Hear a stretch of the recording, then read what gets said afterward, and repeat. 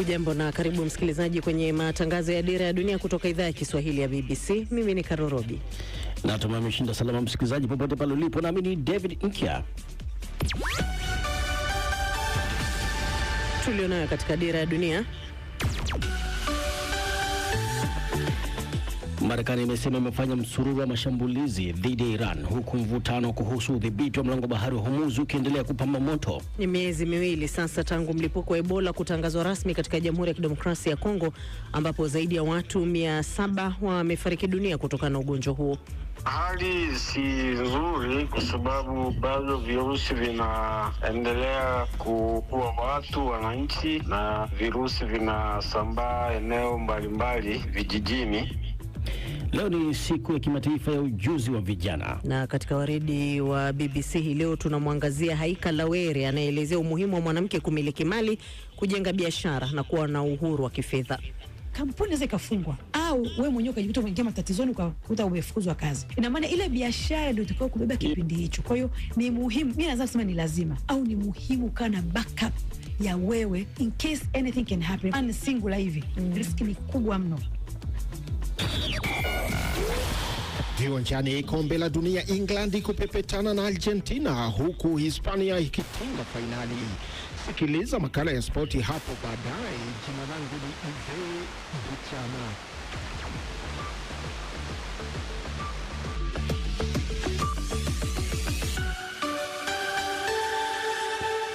Kwanza ni habari za ulimwengu, msomaji ni Halima Nyanza.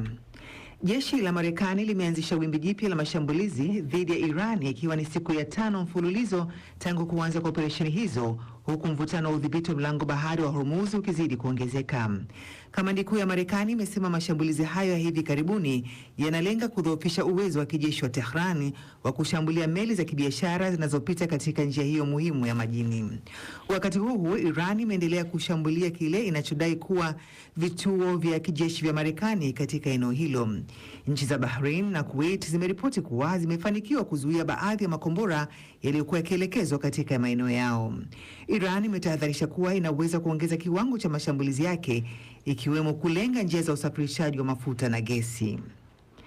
Mahakama ya kijeshi ya Israeli imemhukumu mwanajeshi mmoja kifungo cha miaka 5 gerezani kwa kusambaza taarifa nyeti kwa wakala wa Iran kwa lengo la kujipatia fedha.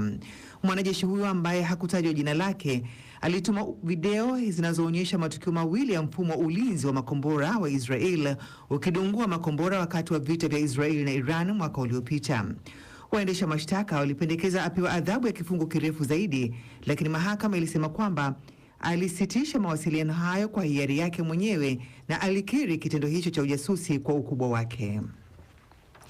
Waziri Mkuu wa Uingereza Keir Starmer ameshangiliwa na wabunge kama ishara ya kumwaga baada ya kushiriki kwa mara ya mwisho kipindi cha maswali kwa waziri mkuu bungeni. Akiwa amebakiwa na siku 5 tu kabla ya kuondoka madarakani, Keir alisema nchi hiyo iko katika hali bora zaidi kuliko ilivyokuwa alipoingia madarakani. Siku ya Jumatatu, Andy Burnham atachukua wadhifa wa waziri mkuu, huku Keir akiahidi ushirikiano naye. Keir pia alielezea wasiwasi wake kwamba katika kipindi cha miaka 10 wabunge 3 au waliowahi kuwa wabunge waliuawa. Alitoa wito wa kuchukuliwa hatua zaidi ili kulinda na kutetea demokrasia. To my colleagues on these benches, kwa wenzangu tulioketi hapa, ninajivunia mafanikio tuliyopata pamoja na kila mmoja wetu. Kwa atakayenirithi na nyote kwa ujumla, nitawapa ushirikiano wangu kamili. Kwa wenzangu wote ndani ya bunge hili, ninawatakia afya njema na furaha. Unaendelea kusikiliza habari za ulimwengu kutoka idhaa ya Kiswahili ya BBC.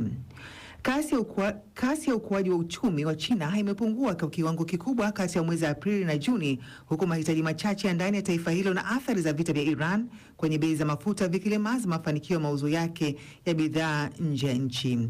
Takwimu rasmi zinaonyesha kuwa uchumi wa nchi hiyo ulio wa pili kwa ukubwa duniani umekuwa kwa 4.3% katika robo ya pili ya mwaka ikilinganishwa na kipindi kama hicho mwaka uliopita, ukishuka kutoka kiwango cha ukuaji wa 5% kilichorekodiwa katika robo ya kwanza. Bosha Nyanje na maelezo zaidi.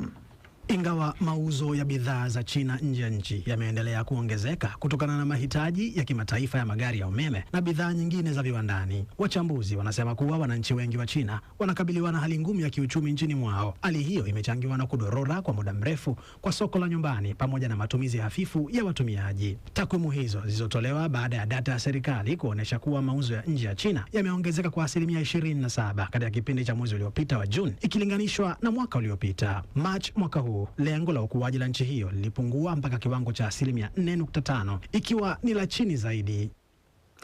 Na jumla ya raia wa Nigeria 306 wamerejea nyumbani kutoka Afrika Kusini, ikiwa ni safari ya 6 na ya mwisho ya mpango wa kurejesha raia kwa hiari ulioanzishwa na serikali ya nchi hiyo mwanzoni mwa mwezi Juni. Wamewasili hii leo katika uwanja wa ndege wa kimataifa Murtala Mohammed mjini Lagos. Kwa sasa zaidi ya Nigeria 1200 wamerejea nchini kupitia mpango huo ambao ulianzishwa baada ya makundi yanayopinga wahamiaji nchini Afrika Kusini kuongeza shinikizo kwa serikali kuchukua hatua kali zaidi dhidi ya wahamiaji wasio na nyaraka rasmi. Maandamano hayo yalianza mapema mwaka huu kwa kiasi kikubwa yamekuwa ya amani, lakini pia yameripotiwa kuhusisha vitendo vya vurugu, vitisho na vifo vya watu kadhaa. Serikali ya Nigeria imesema itadai fidia kwa raia wake waliolazimika kuacha biashara, makazi na mali nyingine kabla ya kuondoka Afrika Kusini. Hii ni BBC.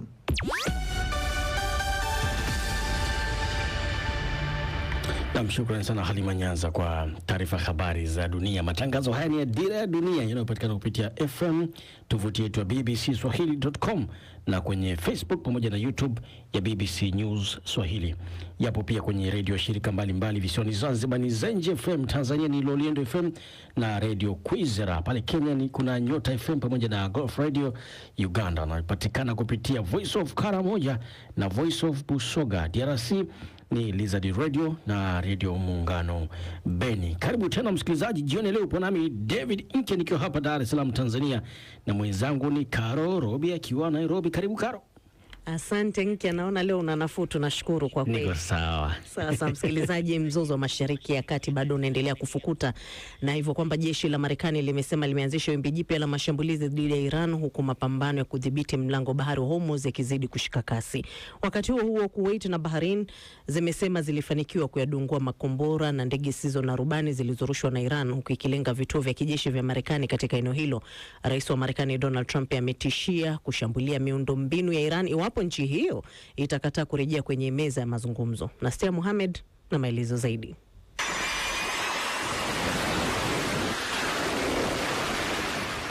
Kufuatia mashambulizi hayo ya Marekani, sasa Iran nayo imetishia kufunga mlango muhimu wa biashara katika ukanda huo. Jeshi la Iran limesema kwamba mlango bahari wa Hormuz utaendelea kufungwa hadi Marekani itakapositisha kile walichokiita vitendo vyake vya uchokozi. Pia wameonya kuwa njia nyingine za usafirishaji wa mafuta na gesi katika eneo hilo zitafungwa. Onyo hilo limetolewa huku kamandi kuu ya jeshi la Marekani CENTCOM ikisema imefanya mashambulizi kwa kutumia ndege zisizo na rubani, mashambulizi ya angani na ya majini dhidi ya Iran Jumatano asubuhi. Rais wa Marekani Donald Trump ameapa kushambulia miundombinu ya Iran. Wiki ijayo hali itakuwa mbaya zaidi kwao, kwa sababu tutaanza kushambulia mitambo yao ya kuzalisha umeme pamoja na madaraja yao, isipokuwa tu wakikubali kurejea kwenye meza ya mazungumzo na kufanya mazungumzo upya. Unless they get to the table and negotiate. Hata hivyo, naibu waziri wa masuala ya kigeni wa Iran Said Khatibzadeh amesema kwamba Iran haitashurutishwa kufanya mazungumzo na Marekani, akisema kwamba Marekani ndiyo iliyoanza mashambulizi na kukiuka mkataba wa amani. Iran haikuwahi kuondoka kwenye meza ya mazungumzo. Ni Marekani iliyovunja makubaliano ya maelewano ya Islamabad. Sisi hatujafanya jambo kama hilo. Jambo la kuitaka Iran kurejea kwenye meza ya mazungumzo ni ombi ambalo halitatekelezwa. Kutokana na vitendo vya uhalifu vya Marekani, Jamhuri ya Kiislamu ya Iran haitakuwa nchi ya kwanza kuomba mazungumzo nao. Hatutaomba mazungumzo na Marekani kamwe. with the United States. Kushambuliana kwa maneno kati ya nchi hizo mbili kunatokea huku Rais Trump akisema kwamba ushuru wa 20% aliokuwa ametishia kutoza kwa meli zinazopita katika mlango bahari wa Hormuz, badala yake kutakuwa na mikataba mikubwa ya biashara na uwekezaji na mataifa ya Ghuba. Wakati huo huo, Marekani ilirejesha marufuku ya usafiri wa baharini kuelekea bandari za Iran Jumanne jioni. Hatua hiyo inazuia meli kupita kwenda na kutoka bandari za Iran pamoja na maeneo yake ya pwani. Kujibu hatua hiyo, jeshi la Iran IRGC lilionya Marekani kwamba inapaswa kutarajia kufungwa kwa njia nyingine za usafirishaji wa mafuta na gesi zinazohudumia maslahi ya Marekani na washirika wake. Hata hivyo, Iran halikufafanua ni njia zipi hasa za usafirishaji ambazo zinaweza kuathiriwa. Shirika la utangazaji la serikali ya Iran liliripoti kuwa jeshi la nchi hiyo lilifanya mashambulizi tofauti dhidi ya malengo ya Marekani nchini Jordan, Kuwait na Bahrain. Kwa upande wao, washirika wa Marekani walisema walifanikiwa kuzidungua ndege zisizo na rubani na makombora yaliyorushwa kutoka Iran. Rais Trump anakabiliwa na changamoto ya kusitisha vita hivyo, huku maseneta wa chama cha Democratic nao wamekikwamisha kupitishwa kwa mswada wa mwaka wa sera ya ulinzi, wakionyesha kupinga vita vinavyoendelea dhidi ya Iran. Mswada huo unaojulikana kama National Defense Authorization Act umeshindwa kusonga mbele baada ya kuungwa mkono na maseneta 50 huku 46 wakipinga. Ingawa bado unahitaji hatua nyingine kabla ya kuwa sheria, matokeo haya yanaonyesha mgawanyiko mkubwa katika Seneti kuhusu sera za Marekani dhidi ya Iran na athari zake kwa bajeti ya Wizara ya Ulinzi. Kwingineko, mahakama ya kijeshi nchini Israel imemhukumu askari kifungu cha miaka 5 jela kwa mujibu wa uamuzi wa mahakama. Askari huyo ambaye jina lake halijatolewa hadharani alituma video zinazoonyesha makombora mawili yakizuiliwa kwa wakala wa Iran wakati wa vita vya muda mfupi vilivyotokea mwaka jana kati ya Israel na Iran. Nasteha Mohamed, Dira ya Dunia, BBC. Kwingineko, Ukraine na Umoja wa Ulaya zimekubaliana kwa pamoja kuanzisha miradi ya pamoja ili kuongeza